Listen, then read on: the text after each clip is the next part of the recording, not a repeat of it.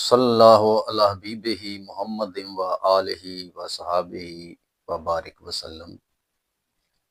السلام علیکم۔ اے زیڈ ناصر پروگرام بات چیت کے ساتھ آپ کی خدمت میں حاضر ہے۔ ہمارا یہ سلسلہ جس کا عنوان ہے بڑھتے ہوئے مسائل اور ان کا حل، آپ کے مسائل، الجھنیں اور سوالات پر مشتمل ہوتا ہے۔ تو چلتے ہیں مسائل نما سوالات کی طرف اور سوالات نما مسائل کی طرف۔ سب سے پہلا سوال پوچھا ہے ساجد صاحب ظفروال۔ یہ میرے دوست بھی ہیں اور بہت اچھے انسان بھی ہیں، تو ان کی طرف سے یہ سوال آیا ہے، دعا کسی بزرگ سے دعا لی جاتی ہے یا کروائی جاتی ہے؟ ساجد صاحب، اگر تو آپ کا اپنا ذاتی کام ہے تو پھر دعا لی جائے گی، اگر کسی کا کام ہے تو پھر دعا کروائی جائے گی۔ دعا کرانے کے لیے کوئی پیمانہ یا کوئی شرط نہیں ہوا کرتی۔ مثلا آپ کا کوئی ہمسایہ ہے جس کو آپ جانتے ہیں، یا کوئی محلے دار ہے، وہ شدید علالت کی حالت میں ہے، یا کوئی اس کو اور کوئی کریٹیکل سچویشن میں وہ مبتلا ہے، کوئی بہت شدید اس کا کوئی مسئلہ ہے، آپ اس کے لیے کہتے ہیں ان بزرگوں سے کہ فلاں شخص کے لیے دعا کریں، اس کے لیے عموماً کوئی شرط جو ہے وہ نہیں ہوا کرتی، آپ نے کہہ دیا اور انہوں نے کر دی، آگے پھر اللہ کریم کا معاملہ ہے۔ ہاں، جہاں تک دعا لینے کا تعلق ہے تو اس کے لیے پھر کچھ نہ کچھ حصہ ڈالنا پڑتا ہے۔ مثلا آپ کسی بزرگ کے پاس جاتے ہیں کبھی کبھار یا اکثر، تو اگر تو آپ ویسے ہی جاتے ہیں اور آتے ہیں، چلے گئے اور آ گئے، تو پھر دعا کی امید کم ہی ہوتی ہے۔ اور اگر آپ محبت سے جاتے ہیں، اس بزرگ کی کوئی پسندیدہ چیز، کوئی کھانے والی یا پہننے والی کبھی کبھار آپ لے جاتے ہیں، یا پھر وہاں جو لوگ بیٹھے ہوتے ہیں اور ان کے لیے کوئی کھانے والی کوئی چیز لے جائیں، کوئی جس کو آپ لنگر کہہ سکتے ہیں، ان میں تقسیم کر دیں۔ اور اگر آپ کچھ نہیں کر سکتے تو کم سے کم وہاں جا کر جو وہاں پہ بیٹھنے کی جگہ ہے وہاں جھاڑو ہی لگا دیں، یا جو محفل میں لوگ بیٹھے ہیں ان کی جوتیاں سیدھی کر دیں۔ اس سے آپ کی انا کے معاملات میں بھی کچھ تبدیلی واقع ہوگی۔ اور یا پھر اگر کوئی لنگر تقسیم ہو رہا ہے تو آپ اٹھ کر رضاکارانہ طور پر اٹھیں اور لوگوں کو لنگر تقسیم کرنا شروع کر دیں۔ تو پھر جو ہوتا ہے کہ بزرگ جو ہے نا وہ نظر کرتے ہیں، پھر آپ کے کہنے کی ضرورت نہیں پڑتی کہ آپ میرے لیے دعا کریں، پھر آٹومیٹیکلی دعا ہو جاتی ہے۔ اس کو کہتے ہیں کہ دعا لینا۔ دعا کروانے کے لیے شرط نہیں ہوا کرتی، دعا لینے کے لیے کچھ نہ کچھ حصہ ڈالنا پڑتا ہے۔ ایسے تھوڑی ہوتا ہے کہ بس کسی بزرگ کے پاس گئے، کہا جی دعا کرو۔ یہ تو عجیب بات ہے کہ آپ کچھ بھی نہ کریں۔ اور ہاں، ایسا بھی ہوتا ہے کچھ معاملات میں کہ بندہ انتہائی بے بس ہو، کسی شدید بیماری میں مبتلا ہو، کچھ کر سکنے کی پوزیشن میں نہ ہو، اس صورت میں پھر یہ شرائط نہیں ہوتی، وہ اپنے طور پر دعا کر دیتے ہیں۔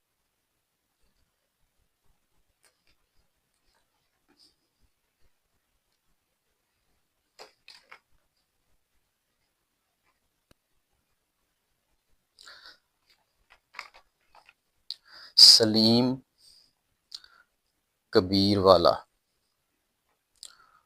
روح کو دیکھا جا سکتا ہے؟ اس کی شکل کیسی ہوتی ہے؟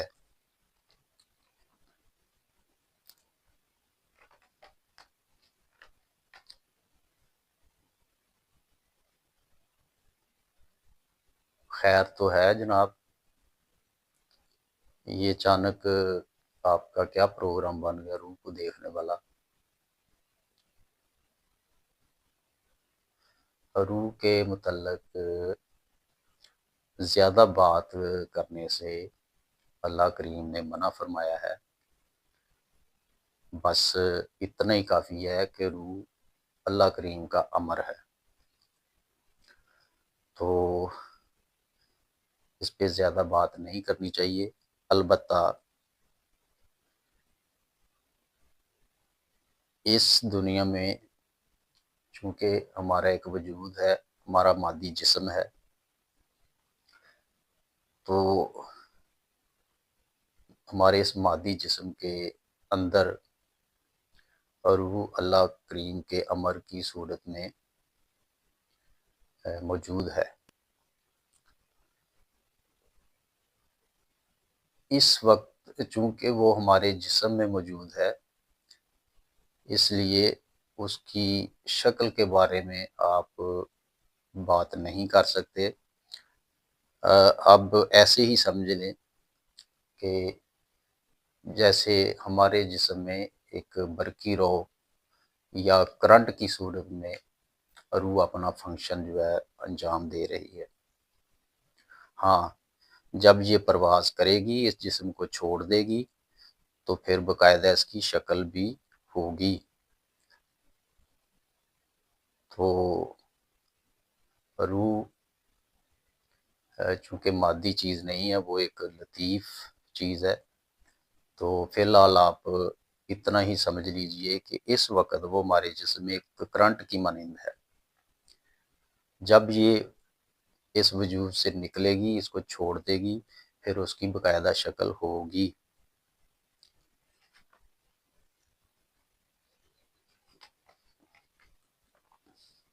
نیاز احمد خانیوال: کیا اللہ والے وقت کے مطابق چلتے ہیں؟ جیسا کہ کہتے ہیں کہ مومن اپنے وقت کے ہم آہنگ ہوتا ہے۔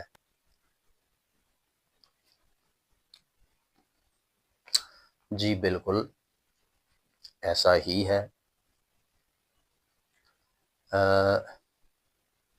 اگر تھوڑا سا آپ کوئی 30 40 50 سال پیچھے چلے جائیں تو لوگوں کے ذہن میں نیک بندوں کے 2 امیجز جو ہیں وہ ہوا کرتے تھے۔ لوگ اس کو بزرگ سمجھتے جس نے سفید کپڑے پہنے ہوتے تھے، سر پہ ٹوپی ہوتی تھی، تہجد پڑھتا تھا اور 5 وقت نماز پڑھتا تھا، اور وہ دم شم بھی کر دیا کرتا تھا کسی کو، تو لوگ سمجھتے تھے کہ یہ ایک بزرگ ہے، اللہ کا بندہ ہے یا اللہ والا ہے۔ اور جس نے سبز چولا پہنا ہوتا تھا اس کو عام طور پہ لوگ یہ سمجھتے تھے کہ یہ اللہ کا کوئی فقیر ہے، گلے میں مالا پہنی ہوئی ہے، تسبیح پہنی ہوئی ہے، ہاتھ میں ایک وہ ڈنڈا سا ہے، تو سبز رنگ کا اس نے چولا پہنا ہے، تو لوگ یہ اپنا اندازہ لگاتے تھے اس بات سے کہ یہ جو ہے یہ کوئی فقیر ہے، ملنگ ہے، کوئی اللہ کا بندہ، جو فقیر ٹائپ جو لوگ ہوتے ہیں یہ وہ ہے، یہ نہیں اللہ والا ہی ہے۔ لیکن اگر آپ آج کی بات کریں تو اب ایسا نہیں ہے۔ آپ کو ایسے ایسے اللہ والے ملیں گے، پینٹ کوٹ پہننا ہوگا، ٹائی لگائی ہوگی، آپ کے پاس بیٹھ کے باتیں کر کے چلے جائیں گے، لیکن آپ کو پتہ نہیں چلے گا۔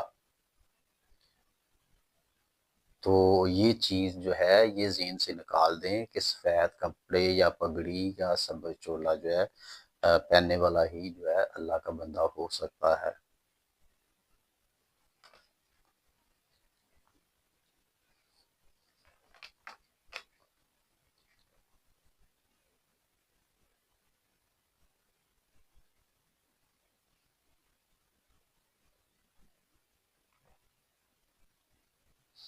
ادریس منگلہ گناہ پر مجبور ہیں، کیا کیا جائے؟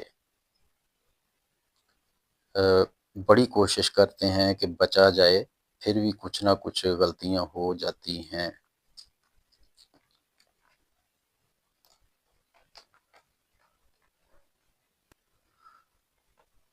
بالکل ایسا ہی ہے، کیونکہ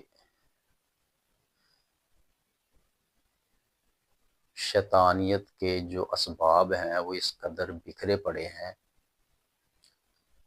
کہ لوگوں کو سمجھ نہیں آ رہا کہ اس سے کیسے بچا جائے۔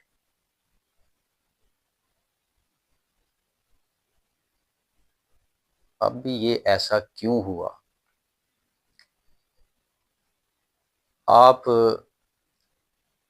قیام پاکستان یا اس سے بھی تھوڑا سا پہلے کے جو وقت ہیں، اگر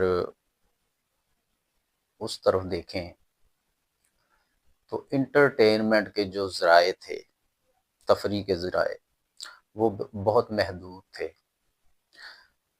اگر دیکھا جائے تو جو ذرائع تھے وہ بڑے صحت مند تھے، یعنی کھیل کود کے حساب سے دیکھ لیں،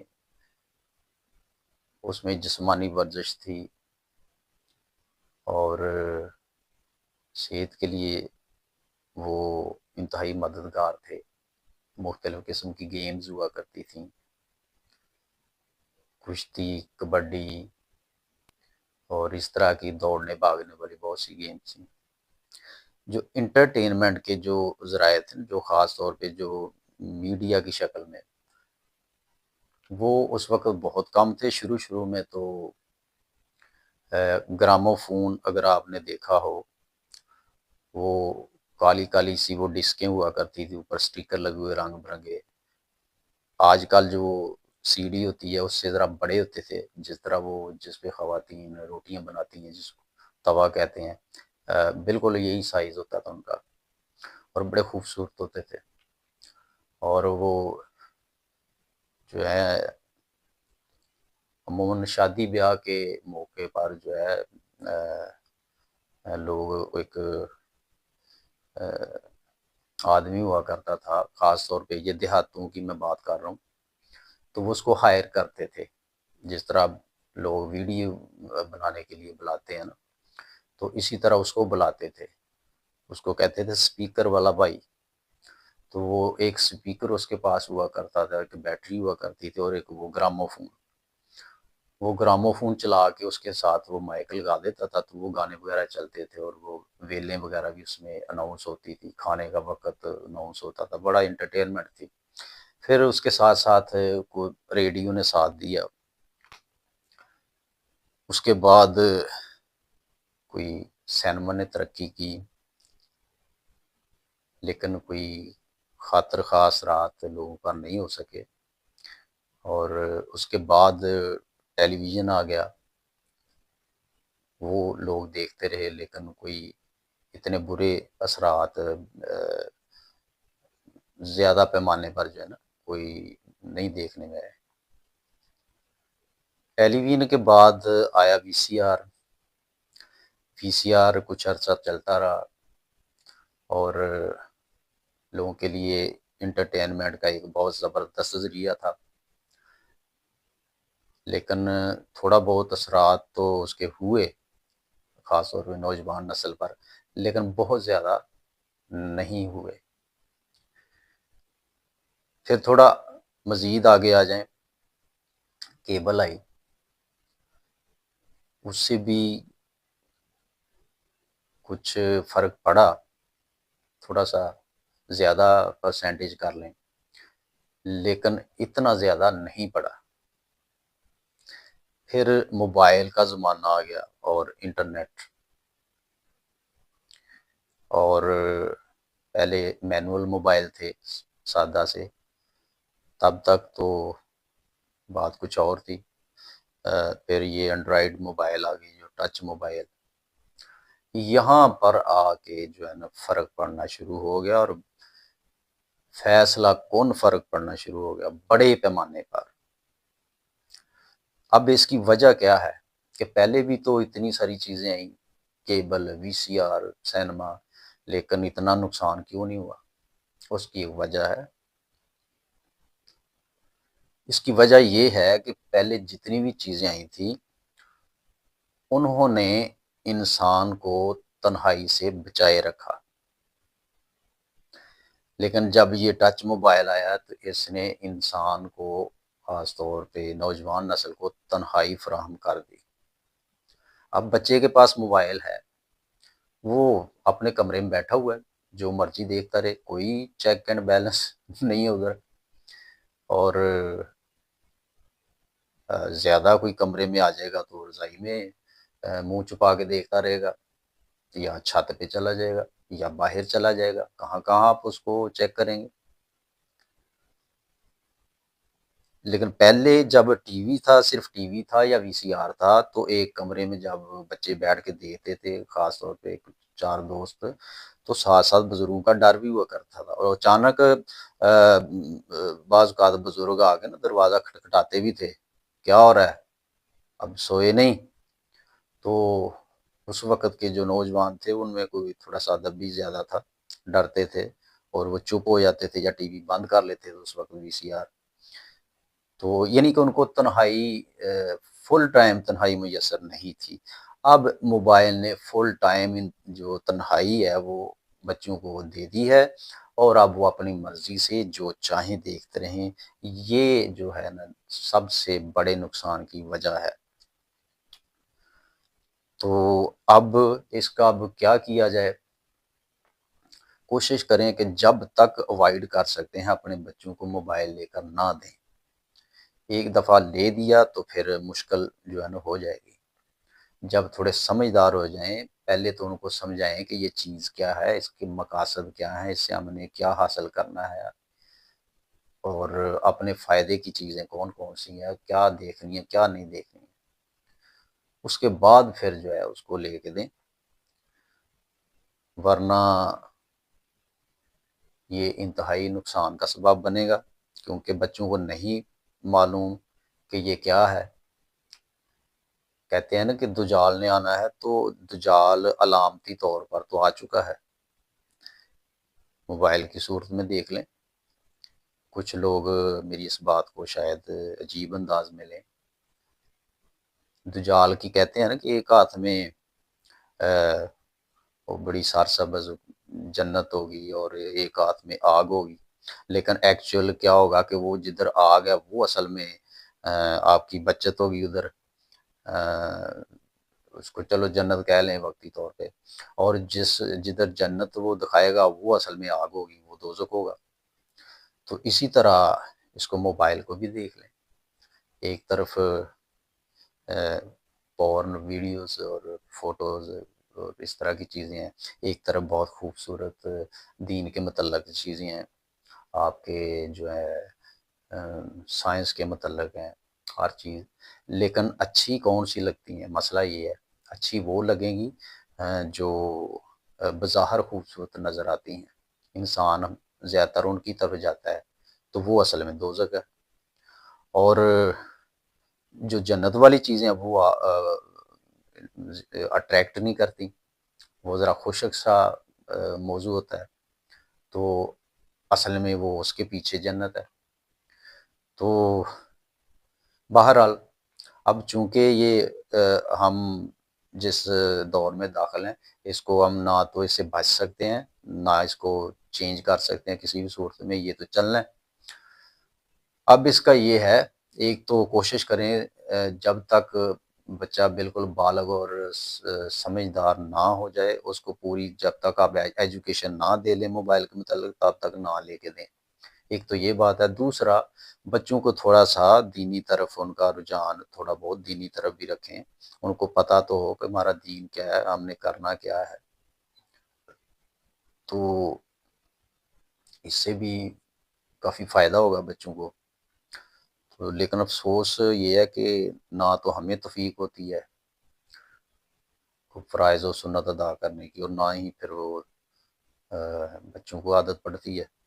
یہ ہمارا اس وقت کا بہت بڑا المیہ ہے، کیونکہ بچے تو عام طور پہ وہی کرتے ہیں جو والدین کو کرتے دیکھتے ہیں۔ تو دوسری چیز یہ ہے کہ بچوں کی جو صحبت یا سنگت ہے اس کا خاص خیال رکھیں، وہ کہاں جاتے ہیں، کن بچوں کے ساتھ بیٹھتے ہیں، کن لوگوں کے ساتھ اٹھتے بیٹھتے ہیں۔ تو اگر آپ دیکھیں کہ وہاں پہ کوئی اچھی جو سنگت والے لوگ نہیں ہیں، تو بچوں کی جو سنگت ہے اس کو بدلیں، کالج ہو یا محلہ ہو، ان کی جو ہے نا سنگت کو بدلیں، کیونکہ جو محفل یا ماحول جو ہے، یہ کہتے ہیں کہ آدھی تقدیر ہوتا ہے۔ اگر دو جڑواں بچوں کو، ایک کو شو بزنس میں بھیج دیا جائے، ایک کو درس نظامی کرا دیں، تو 15-20 سال کے بعد جب ان کو اکٹھا کریں گے تو ان کی سوچ میں زمین آسمان کا فرق نظر آئے گا۔ تو اس کے علاوہ جو ہم کر سکتے ہیں، زیادہ سے زیادہ استغفار، کیونکہ یہ استغفار کا وقت ہے، زیادہ سے زیادہ استغفار کریں اپنی غلطیوں پہ، اور زیادہ سے زیادہ درود شریف پڑھیں، اور کوشش کریں حسب توفیق جتنی آپ میں توفیق ہے اس کے مطابق کچھ عبادت کو بھی وقت دیں۔ تو اب سب سے بڑا ہتھیار جو ہے ہمارے پاس دعا کا ہی ہے، استغفار اور دعا۔ تو اللہ کریم ہم سب پر اپنا فضل فرمائے، ہمارے بچوں کو اپنی حفظ و امان میں رکھیں، اور ان کو اور ہمیں بھی دین کی طرف راغب فرمائے۔ اب تک کے لیے اتنا ہی، انشاءاللہ پھر ملاقات ہوگی بشرط زندگی۔ تب تک کے لیے اجازت دیجیے، اللہ نگہبان۔